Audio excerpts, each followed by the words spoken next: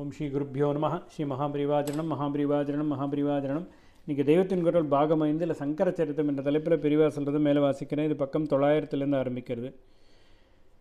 நதியை கிரகத்துக்கே கிட்ட வரும்படி வேண்டிக் கொண்டார். அப்படியே வந்தது. வரும் வழியில் ஒரு கிருஷ்ணன் கோவில் இருந்தது. நதி தடம் மாறி வந்ததில் கோவிலுக்கு ஜீரணம் ஏற்பட்டு விட்டது. எந்த நல்லதானாலும் கஷ்டமாகவும் கொஞ்சம் கலந்துதானே வருவதாயிருக்கிறது. ஒரு பிராமண குழந்தை ரொம்ப சின்ன வயசிலேயே சகல வித்தியைகளும் ஸ்வீகரித்தது.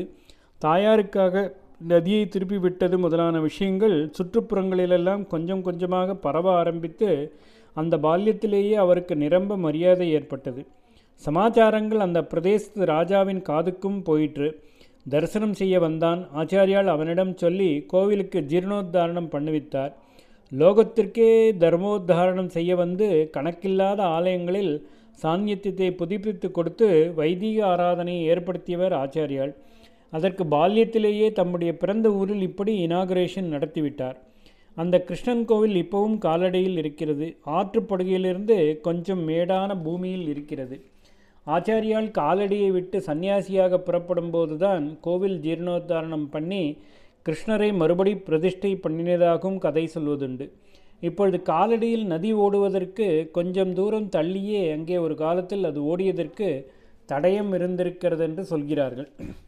உலகப்பணி அழைத்தது. மனித தர்மமும் அவதார மர்மமும். லோகத்துக்கெல்லாம் பண்ண வேண்டிய காரியத்தை ஆரம்பித்து விட வேண்டும் என்று ஆச்சாரியால் நினைத்தார். பிறந்தது முதற்கொண்டே அடிமனசில் அந்த எண்ணம்தான் அவருக்கு சதா காலமும் இருந்து வந்தது. ஆனாலும் பிரைவேட் லைஃப் மாதிரி பிரம்மச்சரிய நியமங்களை பண்ணுவதும் மாத்திரு சுசுரூஷை பண்ணி கொண்டிருப்பதும் கூட லோகத்திற்கு பாடமாகத்தானே என்பதால் செய்து வந்தார். அதற்காக உலகம் பூரா அம்மாக்கள் இருக்கும்போது இந்த ஒரு அம்மாவுக்கே பணி செய்து கொண்டிருந்தால் போதுமா என்று நினைக்க ஆரம்பித்தார். நாம் ஒரு தாயாருக்கு மட்டும் குழந்தை இல்லை, லோகத்துக்கு குழந்தை. லோகம் பூராவுக்கும் செய்ய வேண்டியதை ஒரு தாயாரை முன்னிட்டு எத்தனை காலம் ஒத்தி போட்டு கொண்டே போவது? லோகம் ஒரேடியாக கெட்டுப்போயிருக்கிறது என்று தானே வந்தோம். ஜுரம் முற்றிக்கொண்டே போகிற போது மருந்து கொடுக்க தாமசம் செய்யலாமா என்று நினைத்தார். என்ன மருந்து? ஒன்றும் பண்ணாமல் சும்மா இருக்கும் மருந்து. அந்த நிலையை அடைவிக்கும் அத்வைத மருந்து. எல்லோருக்கும் சும்மா இருக்கிற தத்துவத்தை சொல்வதற்காக ஒரு நிமிஷம் கூட சும்மா இல்லாமல் சுற்ற வேண்டும் என்று வந்தோம். எத்தனை காலம் இந்த கிராமத்தையே சுற்றி வந்து கொண்டிருப்பது என்று மனசிலேயே ஒரு முடிவு பண்ணிவிட்டார். தாயாருக்கு ஒரே குழந்தை என்பதால் அவளுக்கு ஆனதை செய்யாமல் இருந்தால் எவ்வளவு தப்பு, அவள் எவ்வளவு கஷ்டப்படுவாள் என்று கொஞ்ச காலம் மாத்திரு சேவை செய்தார். அப்புறம் லோகத்தின் கஷ்டத்தை பார்த்து அதை தீர்ப்பதற்கானதை செய்யாமல் இருப்பது எவ்வளவு தப்பு என்று நினைத்து அம்மாவை விட்டு வீடு வாசலை விட்டு சன்னியாசியாக புறப்பட முடிவு பண்ணினார். வயசானவள் விதந்து இப்படி ஒரு பிள்ளையை விட்டால் வேறு நாதியே இல்லாதவள், அவளுக்கு குழந்தையாக செய்ய வேண்டியதை செய்யாமல் விட்டுவிட்டு போகிறவர் லோகத்துக்கு குழந்தை என்று மட்டும் அத்தனை பேருக்கும் என்ன சாதித்து விட முடியும் என்று தோன்றலாம். மனுஷ ரீதியில் பார்த்தால் சந்தேகம்தான் வரும். ஆனால் ஈஸ்வர லீலை அவதாரம் என்று வரும்போது நமக்கு புரியாமல் பதில் சொல்ல தெரியாமல் அநேகம் நடக்கிறது.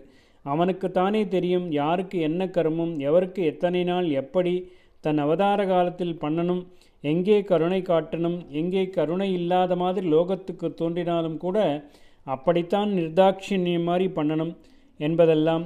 அப்பா அம்மா பெண்டாட்டி பிள்ளை என்று தனி மனுஷர்களுக்காகவா அவதரிப்பது? இல்லையோ லோகத்துக்காக தானே அவதாரம். அதிலே ஒரே ஒரு தனி மனுஷனாக்கும் அவர்களுடைய பூர்வ புண்ணியத்துக்காக, தபசுக்காக, பிரார்த்தனைக்காக புத்திரன் என்றும் பர்த்தா என்றும் சகா என்றும் கொஞ்சம் பண்ணுவதுண்டு. அவ்வளவுதான். தசரதருடைய புத்திரகாமேஷ்டிக்காக புத்திரனாக பிறந்து ராமர் கொஞ்ச காலம் அவருடைய பிள்ளையாக வளர்ந்தார். அப்புறம் அவதார காரியம் கூப்பிட்டு விட்டது.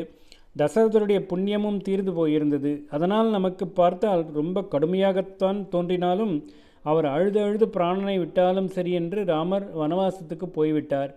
பிராணனை விட்டதுதான் நமக்கு தெரியும். அப்புறம் அவருக்கு பகவான் பரலோகத்தில் எப்படியெல்லாம் அனுகிரகம் பண்ணியிருப்பானோ அது தெரியுமா? சிவகுரு ஆரியாம்பாளின் தபசுக்காக ஆச்சாரியால் அவர்களுடைய புத்திரனாக அவதாரம் பண்ணினார். இந்த லோகத்தில் அவரை பிள்ளை என்று கொஞ்சம் புண்ணியம் தகப்பனாருக்கு கொஞ்சம் வருஷத்திலேயே தீர்ந்து விட்டதால் காலகதி அடைந்து விட்டார்.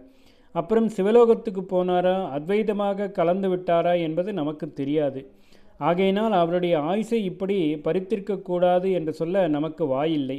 அந்த அம்மாளுக்கு அவளுடைய கர்மானுசாரம் இன்னும் பல தினசாக புடம்போட்டு கடைசியில் ஆச்சாரியால் கையாலேயே வைகுண்ட பிராப்தி உண்டாக்கணும் என்று ஈஸ்வரன் கணக்கு வைத்திருப்பான் போலிருக்கிறது. அதனால் இப்பொழுது பிரிந்துதான் போகணும் என்று அவர் மனசை கெட்டிப்படுத்தி கொள்ள வேண்டியதாயிற்று. ஓம் ஸ்ரீ குருப்யோ நமஹ. ஸ்ரீ மகாபிரிவாச்சரணம் மகாபிரிவாச்சரணம் மகாபிரிவாச்சரணம்.